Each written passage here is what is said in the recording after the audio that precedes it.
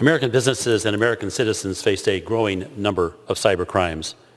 Cybercrime is a particularly complicated form of criminal conduct and one that costs Americans billions of dollars a year in theft. This bill would require the Attorney General to enter into an agreement with the National Academy of Sciences to develop a method for categorizing different types of cybercrime. The Attorney General would also establish a cybercrime category in the National Incident-Based Reporting System so that states can better report cybercrime data to the federal government. The bill would also require the Bureau of Justice Statistics to include cybercrime victimization questions in the National Crime Victimization Survey. There's no question that we must do more to bring cyber criminals to justice. In August of 2021, the Biden administration released a notorious Russian cyber criminal early from federal custody.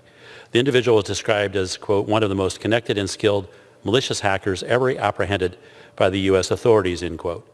And for unknown reasons, the administration let him out of federal prison early and shipped him back to Moscow. We've asked the Biden Justice Department for more information about its early release of this cyber criminal, but we've received nothing as of yet.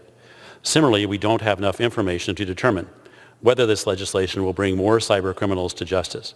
We haven't heard from relevant stakeholders on these issues, and we haven't held hearings with experts to determine whether this is the right step at this time. This bill would require GAO to submit a report to Congress that assesses the effectiveness of reporting mechanisms for cybercrime and disparities in reporting data between cybercrime and other types of crime. Why are we starting with that? Why are we making changes to cybercrime reporting mechanisms before the GAO can evaluate whether the existing reporting mechanisms are effective? It makes more sense for us to have hearings, evaluate GAO's findings, and hear from experts. Then we can examine whether the other provisions of this bill are necessary and appropriate.